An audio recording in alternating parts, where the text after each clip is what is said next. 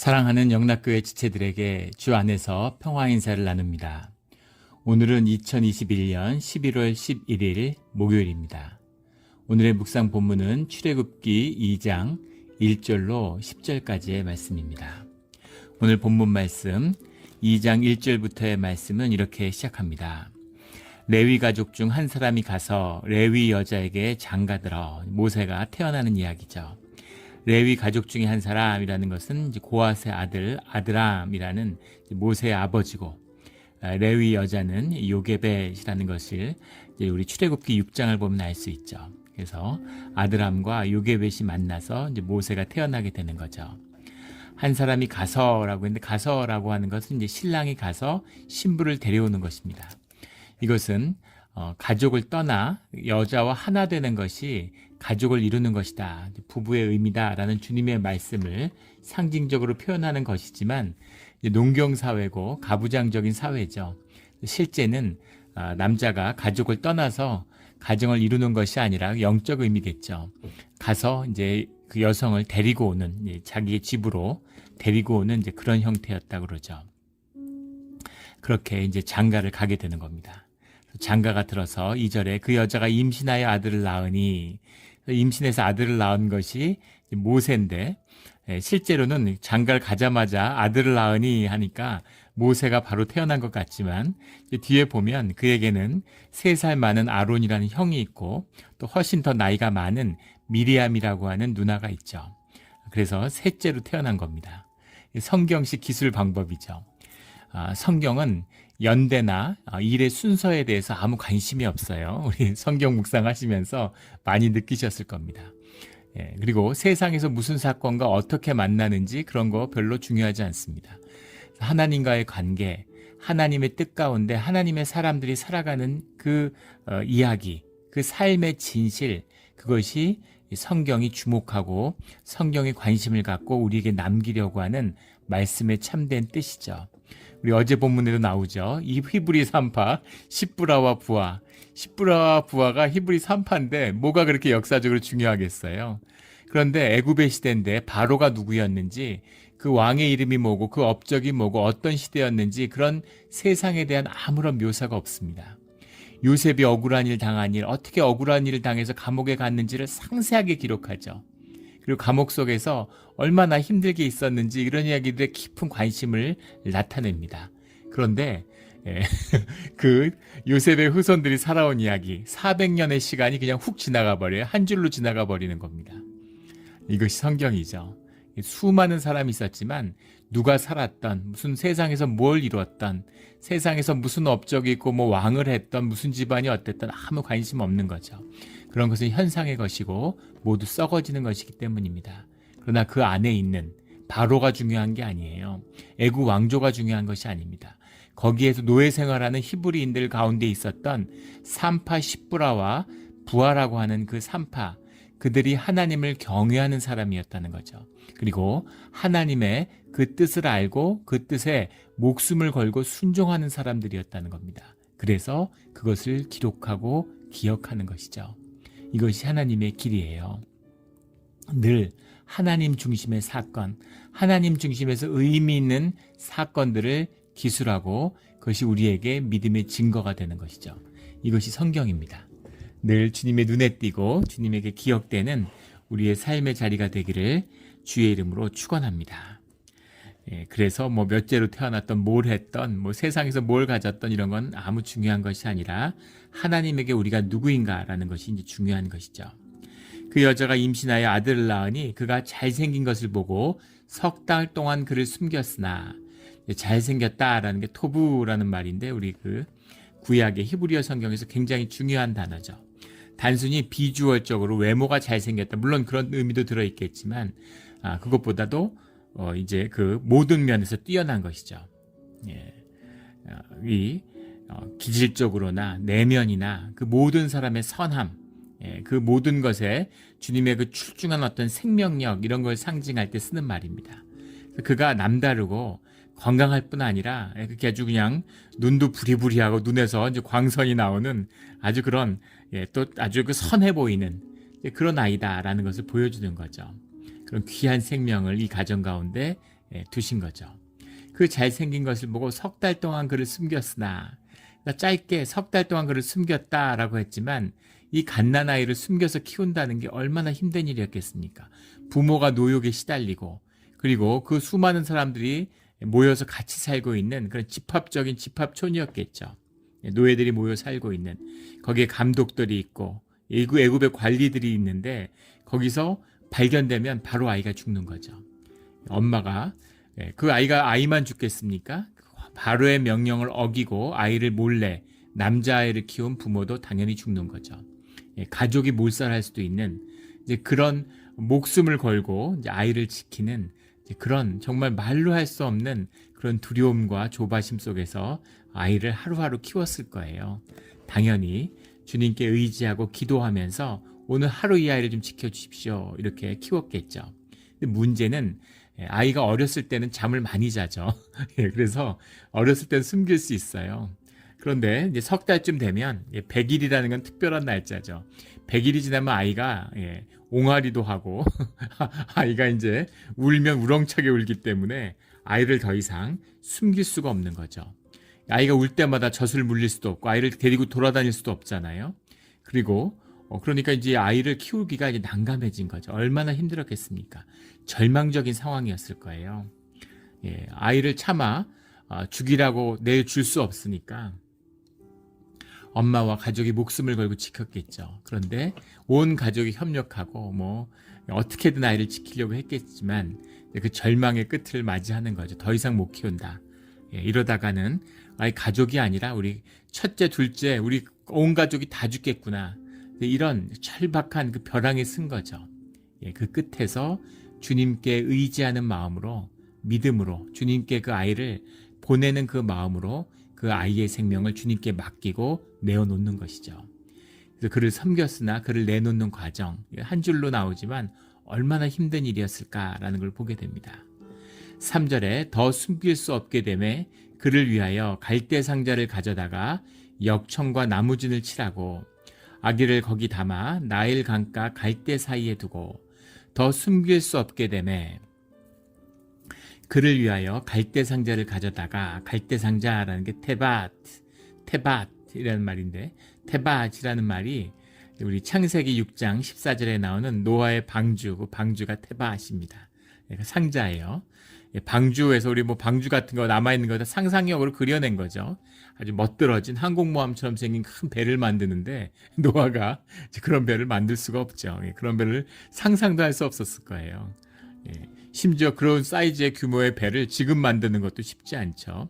성경에 나오는 실사이즈로 그 노아의 방주를 만드는 그거를 다큐멘터리로 본 적이 있는데, 미국의 그 중부에 가면 실제 똑같은 크기도 아니고 한 3분의 1 정도 되는 크기로 만들어 놓은 배가 있는데, 그걸 만드는 것도 얼마나 힘든 것인가 하는 걸 보여줍니다. 근데 그렇게 멋들어지게 배를 무슨 조종소도 아니고 조선공학자도 아니고 그렇게 못 만들죠. 그냥 박스를 만드는 겁니다. 나무로 집처럼 박스를 만들고 그 집에 물이 안 새도록 이렇게 역청과 나무질을 칠해서 박스를 만드는 거죠. 큰 박스를 만든 거예요. 이렇게 작은 박스, 아이 하나가 들어가는 작은 박스를 만든 거죠. 그 아이를 담아서 이 노아와 그의 가족을 통해서 주님이 새로운 생명의 역사를 여는 것처럼 이 모세가 담긴 이 갈대 상자를 통해서 흐르는 물에 담긴 어디로 갈지 어떻게 될지 알 수 없는 그 아이를 그 나일 강가에 띄움으로 새로운 주님의 이제 길이 열리는 거죠. 이것이 믿음이고 이것이 하나님이 하시는 역사입니다. 내가 할 수 있는 때까지 할 동안 주님이 기다리시죠. 우리 그것도 의미가 있는 것이죠. 그러나 그 끝에서 도저히 이제는 할 수 없다. 그 주님께 내어드릴 때 주님의 길이 그 앞에서 열리는 겁니다. 주님의 그 길이 열리는데 오늘의 본문의 말씀은 기가 막힌 말씀이죠. 이 뭐 유대 역사의 시작이고 새로운 주님의 인도하심의 이제 시작이죠. 아마 이스라엘 역사 가운데 가장 중요한 사건 중에 하나일 겁니다. 그런데 그 사건의 시작이 이 작은 상자에 담긴 아이의 목숨, 한치 앞을 볼 수 없는 죽음의 위기 가운데 세상의 권세와 바로의 명령 아래 있는데 거기서 죽어야만 하는 아이가 이 어렵게 살아서 주님의 뜻에 따라서 주님이 키우시는 거죠. 그래서 바로의 궁정으로 보내져요. 기가 막힌 이야기가 아닙니까? 예. 우리를 세상에 맡겨서 세상 가운데 키우시는 주님의 뜻과 같은 거죠. 주님이 들어올려서 천사들이 데려가서 하늘에서 키워서 다 키워서 내려보내는 것이 아니라 세상 가운데 크는 것입니다. 주님이 젖을 물리는 게 아니지만 주님의 뜻 가운데 모든 주어져 있는 현상 가운데 주님이 함께 하심으로 주님의 실제의 역사, 본질의 역사가 현상 가운데 이루어지는 것이죠. 이것이 주님의 임재의 비밀이고 주님이 역사하시는 참된 뜻이에요. 굉장히 깊고 깊은 주님의 역사하심입니다. 이걸 봐야 되는 거죠. 아니 주님이 함께 하시고 주님이 보호하시는데 이렇게 비참하게 갈대상자 해가지고 갈대밭에서 죽음의 생사의 기로에 서야 되는 것인가? 그것이 세상의 눈으로 보면 그렇게 비참한 사건 같이 보이지만 아이를 갖다 버릴 때 엄마 부모의 마음은 어떤 것이었겠어요? 그런데 그것이 아니라 그 눈으로 보이는 비참한 사건 가운데 보이지 않는 역사, 하나님의 은혜와 영광의 역사가 그 본질 가운데 함께하고 있는 것이죠. 우리의 삶이 이런 모양이 되기를, 이렇게 되기를 주의 이름으로 축원합니다. 그 갈대 상자를 가져다가 역청과 나무진을 칠하고 아기를 거기에 담아 나일강과 갈대 사이에 두고 4절에 그의 누이는 첫 번째 선지자가 되는 미리암이죠. 여선지자가 되는 미리암이고 또 형은 아론이고 그래서 모세 하나가 아니라 모세를 통해서 그의 가족이 모두 주님께 쓰임받는 그런 역사를 보게 됩니다. 그 누이가 어떻게 되는지를 알려고 멀리 섰더니 미리암도 보통 사람은 아니죠. 총기와 총명이 담대하고 기질도 대단한 거죠. 얼마나 두렵고 무섭겠어요. 들통나면 큰일 나는 것이죠. 그런데 이 하는 길을 보면 굉장히 대범하고 총기가 있고 지혜로운 그런 여인이다라는 것을 이제 보게 됩니다. 5절에 멀리 서서 어떻게 되는지 하는 걸 이제 지켜보고 있는 것이죠. 바로의 딸이 만약에 아빠가 숨어서 보고 있었으면 바로 그 좌절하고 의심받고 붙들렸는데 애니까 애가 지켜보고 있으니까 이제 의심받지 않는 것이겠죠. 바로의 딸이 목욕하러 나일강으로 내려오고 시녀들은 나일 강가를 거닐 때 그의 갈대 사이의 상자를 보고 시녀를 보내어 가져다가 이 바로의 딸이 누구였는가라는 것에서 많은 역사학자들은 그 당시에 왕이었던 유아 살해를 명령했던 투투모세의 딸 아셉수트였다 이렇게 봅니다. 그래서 아셉수트의 이제 자녀로 입양돼서 이제 자라게 되는 것이죠. 물론 또 역사학자 중에는 이 아셉수트 밑에서 같이 자랐던 뒤에 모세와 경쟁하게 되는 왕이 이제 투투모세 3세죠. 그 투투모세 3세인데 또 이제 많은 사람들은 18왕조가 아니라 사실은 그 출애굽이 19왕조 때 세티 왕과 람세스 2세 때 일이다. 이렇게 주장하는 학자들도 있어요. 그래서 뭐가 정확한 견해인가라에 대해서 많은 논란이 있지만은 그러나 이때 이 사건을 투투모세 1세로 보는 것이 이제 다수설입니다. 그의 어머니가 이제 키워준 어머니가 아셉수트였을 것이다. 근데 아셉수트는 그 아버지 투투모세 1세와 아흐모세 네파르타리라고 하는 어머니 왕비사에서 태어난 딸인데 무남동료 외동딸이었다고 하죠. 그럼 투투모세 2세는 어디서 왔느냐? 근데 그거는 이제 후궁의 자식이죠. 왕이 부인이 많기 때문에 배달은, 근데 정비의 딸은 자녀는 아셉수트 하나였다는 거예요. 그래서 그걸 키운 아셉수트가 이제 굉장히 권위가 있는 자녀가 많지만 정비의 딸이니까 그러니까 이제 권위가 있고 굉장히 사랑과 귀여움을 받았을 거라는 것을 이제 알 수 있죠. 근데 그 아셉수트가 물론 여성 파로가 이제 있었습니다. 고왕조 시대에도 애굽 역사에 보면 여성 파로가 있지만 애굽 전체 역사에서 7명의 여성 파로가 있었어요. 여성 바로가 있는데 여자 바로가. 그런데 뒤에 아셉수트도 여자 바로가 됩니다. 위대한 여성 파라오가 되죠. 아삽수도 그냥 바로의 딸 이렇게만 나오지만 역사적으로 보면 위대한 왕이죠. 이 위대한 시대에 그 어머니에게서 자랐는데 어머니가 이제 굉장히 이제 역사의 기록에 보면 대단하고 엄청난 여인이었다고 하죠. 아셉수트는 무남동녀였기 때문에 아버지가 여성 파라오로 임명하지를 않았어요. 그래서 자기의 배다른 오빠죠. 와 투투모세 2세와 결혼을 하게 됩니다. 지금 관념으로 보면은 배가 달라도 형제인데 어떻게 결혼을 하나. 근데 이때는 이게 상식인 거죠. 왕족이 아닌 사람하고 결혼한다는 건 생각도 못하는 거죠. 투투모세 2세하고 결혼했는데 그 스라에 또다시 아들을 낳지 못합니다. 네페르라고 하는 무남동녀 하나만을 낳았어요. 근데 투투모세 2세는 이제 몸이 약해서 7년인가 재위하다가 일찍 죽고 또 다른 그 후궁의 자식으로 태어난 투투모세 3세가 이제 어린 나이로 왕에 등극하게 되죠. 투투모세 3세가 왕위에 등극해서 몇 년 동안 아셉수트가 이제 정비니까 우리로 하면 이제 대왕 대비 같은 거죠. 왕 대비. 그러니까 아셉수트가 공식적으로 섭정을 합니다.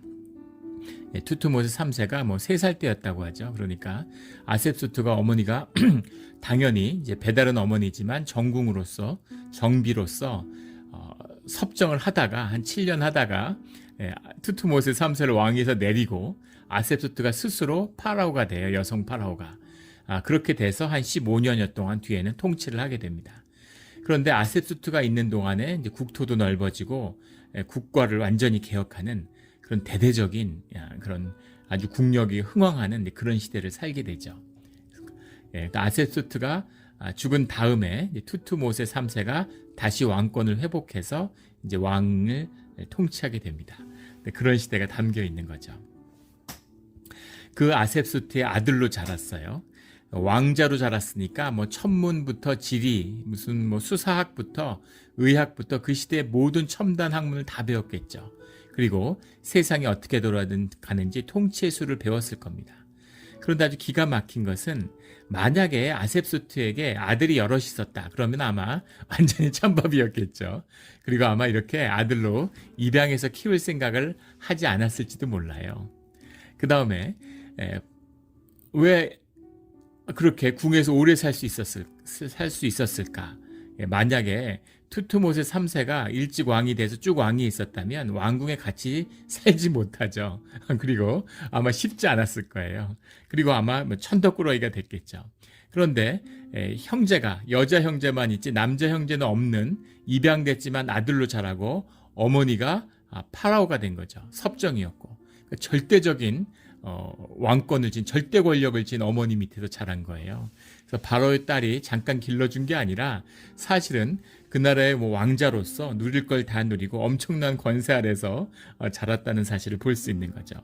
그래서 그 세상이 줄 수 있는 세상의 모든 영예와 무슨 그 호사스러움과 모든 걸 다 누린 세상에서 그 시대가 줄 수 있는 모든 걸 다 누리고 자랐다. 이렇게 보시면 됩니다. 그리고 기죽을 것도 없었겠죠. 물론 뒤에 왕이 되는 형제 투투모세 3세가 있지만 그때는 이제 쭈그러져 있는 거죠. 그 아셉수트가 자기의 후궁의 자식으로 태어난 배다른 투투모세 3세를 거기다가 왕이 있다가 나중에 쫓아내는데 굉장히 보이지 않는 핍박이 있었겠죠. 그리고 이제 투투모세 3세가 이제 기죽어 살았을 겁니다. 물론 아버지가 왕이었고 투투모세 2세 아들이니까 그도 권위가 있었겠지만 아무래도 견제를 많이 받고 이제 쉽지 않았겠죠. 또 모세는 물론 왕실의 피가 섞이지 않고 입양된 주워온 아들이니까 이제 그런 점에서는 권위가 약하지만 이제 엄마의 유일한 아들이고 또 엄마가 워낙 세니까 귀여움을 받고 사랑받는 아들로서 권세가 대단했겠죠. 그렇게 아마 밸런스가 유지돼서 뭐 하나 부러울 것이 없는, 뭐 하나 눈치 볼 것이 없는 그런 왕자로 자라나게 되는 거죠. 이 기가 막힌 시작이 바로의 딸이 나일강으로 목욕하러 오면서 그 상자를 보는 데서 시작되는 겁니다. 이 아셉수트는 굉장히 여성성이 뛰어난 보통 사람은 아니죠. 아주 그 현모양처와 같은 그런 온유함과 이런 것으로 사람들의 마음을 얻었다고 그래요. 그래서 아주 그 사랑이 많은 어머니였다는 겁니다. 근데 뒤에 왕이 되어서는 또 그 굉장한 권위와 힘을 가진 그러니까 남성성과 여성성을 모두 겸비한 그런 여걸이었던 거죠. 그래서 지금도 우리 뭐 미국의 메트로폴리탄 박물관 이런 데 가면 여러 이 아셉수트의 얼굴들이 남아있죠. 전신상이었는데 그게 떨어져 나가서 머리만 가져다가 그 메트로폴리탄 박물관에 여럿이 남아있는 게 있고, 동상이 많이 남아있다는 건 무슨 의미겠습니까? 그 시대에 왕권이 강하고 나라가 흥왕했다는 증거죠. 그래서 이 여성 파라오 아셉수트의 여러 동상들이 남아있죠. 그가 여기 이렇게 그냥 한 단어로 나온 바로의 딸이죠. 잠깐 언급됐지만 애굽의 역사에서는 가장 위대한 여성 파라오였고, 파라오들을 모두 통틀어서도 손에 꼽히는 위대한 왕이었습니다. 그냥 공주가 데려다가 잠깐 키워준 게 아니라 바로의 딸이 왕이 됐기 때문에 그런 엄마 왕, 엄마 바로 밑에서 아주 권세 아래에서 잘 키운 거죠. 잘 자란 거죠. 6절에 그 상자를 가져다가 열고 그 아기를 보니 아기가 우는지라 모성애를 자극했겠죠. 그가 그를 불쌍히 여겨 이르되 이는 히브리 사람의 아기로다. 그냥 아는 거죠. 아이를 왜 갖다 내버렸겠어요? 죽을 것 같으니까, 아기를 내 손에서 죽일 수 없으니까 갖다 버렸구나 하는 걸 아는데, 그 마음 가운데 그 생명을 보면서 연민의 마음을 느끼는 거죠. 불쌍히 여겨. 주님이 주시는 마음이잖아요.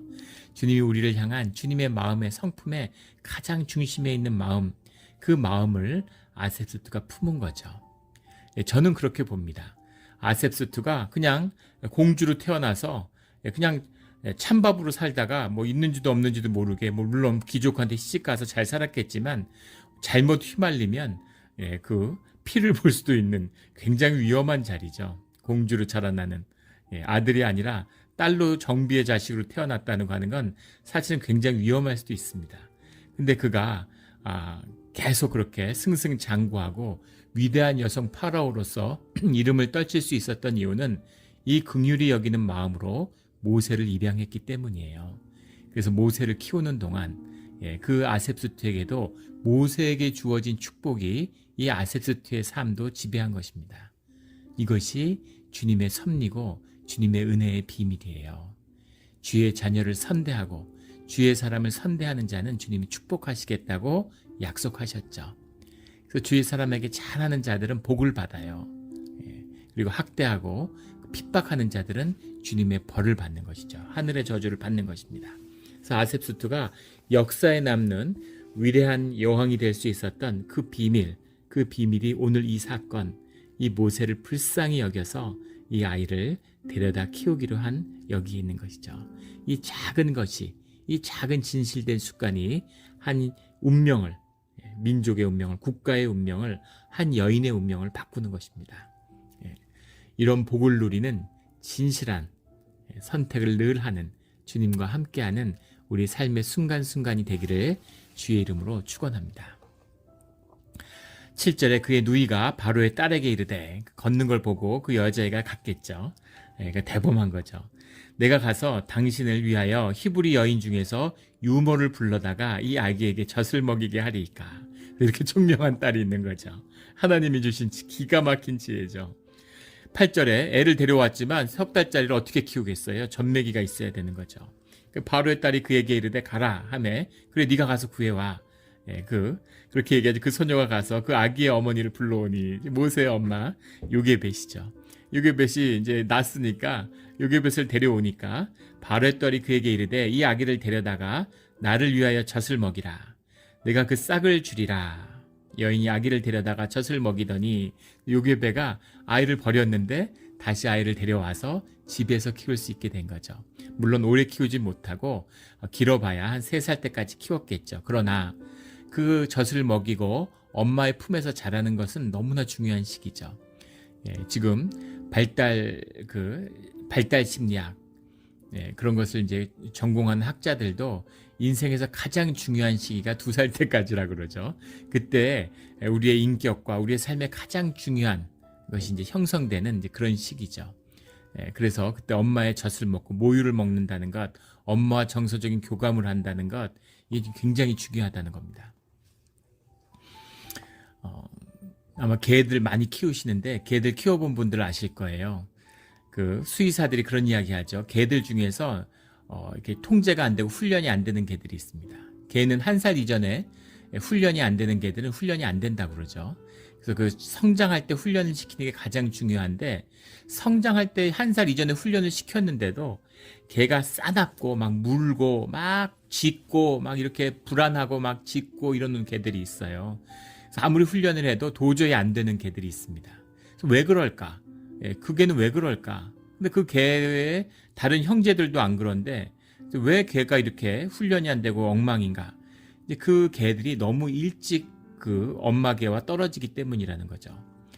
그 개가 충분히 적어도 그 젖을 먹는 동안 석 달, 넉 달, 가능하다면 한 6개월까지 엄마와 같이 있어야 단순히 젖을 먹어서 건강하다는 것에 문제, 건강한 것도 물론 있죠. 그 모유 가운데 모든 면역력이 키워지기 때문에 지금 모유가 얼마나 중요한지를 이제는 알잖아요. 옛날에 잘 몰라서 소젖 먹고 이랬는데 모유를 먹어야 아이가 면역력이 체계가 완성된다는 거죠. 평생의 건강을 모유가 좌우한다는 걸 알게 됐어요. 그런데 2달, 석 달, 넉 달 됐을 때 그 본능적인 공격성이 있다는 거죠. 사람도 마찬가지라고 그러죠. 그 1살, 2살짜리 애가 엄마 젖을 물다가 엄마 젖을 꽉 깨물잖아요. 엄청난 공격성인데 그 공격성을 엄마가 받아주고 그리고 엄마 안에서 그 공격성이 다루어지는 그 모성 안에서 부드럽고 사랑으로 그 공격성이 다스려져야 그 아이가 일생 가운데 권위를 학습하고 건강하게 자라가는 인격이 자라는 삶이 될 수 있다는 거죠.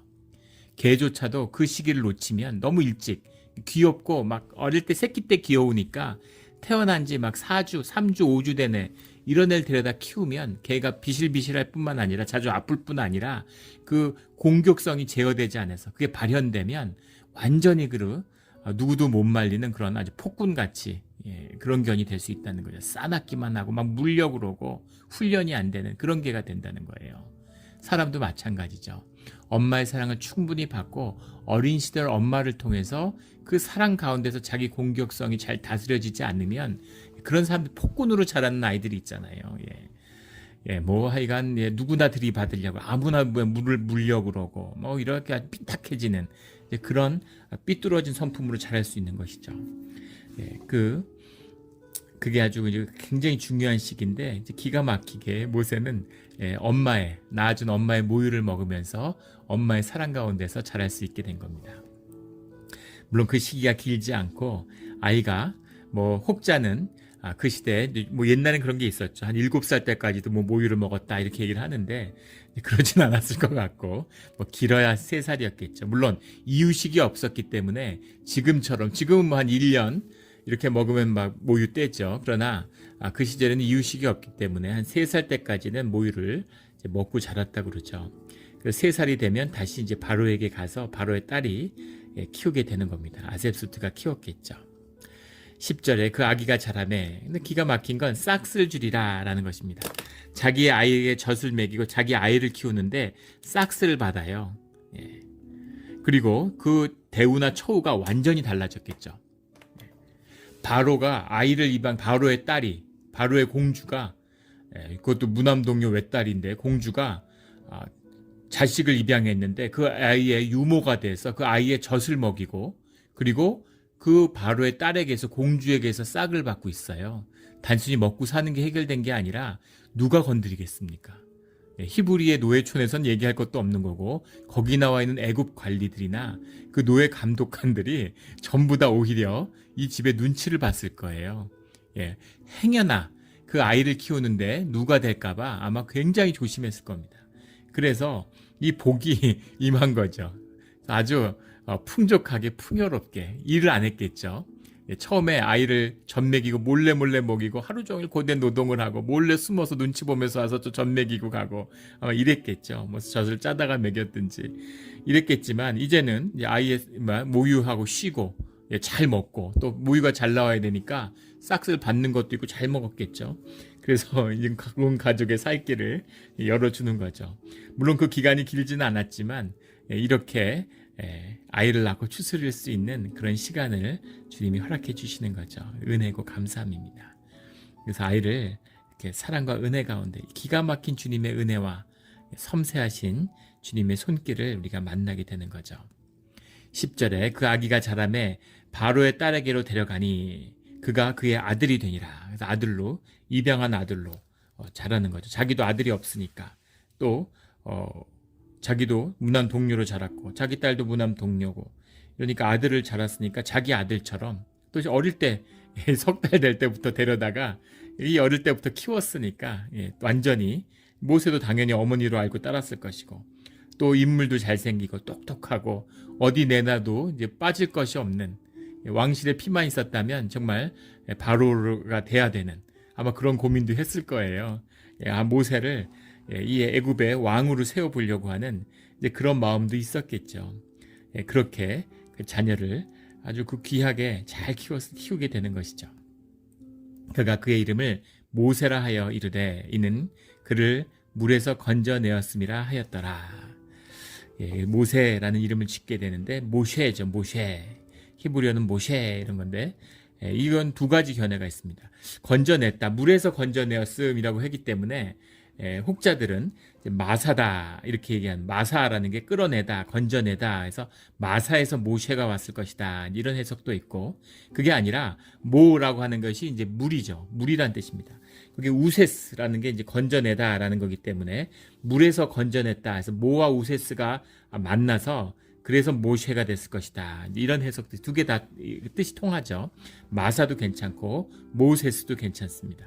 그래서 이제 모셰가 됐다 하는 건데, 모셰라고 하는 말을 이제 히브리어로 써서 이제 모세가 되는 거죠. 모세스가 이제 모셰가 되는 겁니다. 이 모셰라고 하는 말은 건져내는 자라는 말이에요. 히브리 말로 하면은. 그러니까 이제 그 비슷한 뜻의 음차를 한 거죠. 근데 그 말도 기가 막히지 않습니까? 건져냄을, 주님 안에서 바로의 공주에게 건져냄을 받은 자였지만 그가 히브리 사람이 되면서 히브리의 정체성을 회복하면서 건져냄을 받은 자가 건져내는 자, 히브리 민족을 애굽의 손길에서, 노예를 주인의 손길에서, 세상에서 주의 백성을 건져내는 자가 되는 거죠. 그래서 이 모셰라고 하는, 성경의 이름이 굉장히 중요하다는 걸 우리 여러 번 나누었죠. 기가 막힌 주님의 뜻과 예정이 담겨 있는 그런 이름과 그 인생이 예비되어 있는 것이죠. 오늘 말씀 가운데 그런 귀한 주님의 은혜를 만납니다. 세상의 일이 힘들고 열리지 않을 것 같고 우겨쌈을 당하는 것 같고 정말 이제는 방법이 없구나, 이제는 끝났구나 싶었을 때, 그때 주님의 길이 새롭게 열리는 거죠. 그것은 주님의 길입니다. 주님의 섬세한 바로의 궁정 가운데 모세를 키우시는 이 주님의 기가 막힌 섭리와 은혜, 이 은혜가 우리 삶에도 임하며 우리 삶의 진실이 되기를 주의 이름으로 축원합니다. 아멘. 함께 기도드리겠습니다. 하나님 아버지, 감사합니다. 우리가 살면서 정말 힘들고 어려울 때가 있습니다. 정말 방법이 없고 어떻게 해야 될 줄을 모를 때가 있습니다. 세상의 모든 문이 닫힌 것처럼 보였을 때 하늘의 문이 열려 있음을, 기도의 문이 열려 있음을 볼 수 있게 하여 주시옵소서.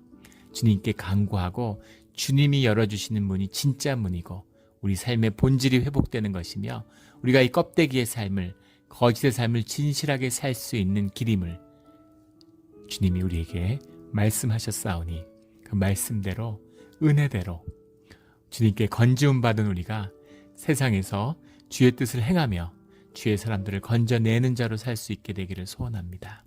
감사드리며 예수 그리스도의 이름으로 기도드렸습니다. 아멘.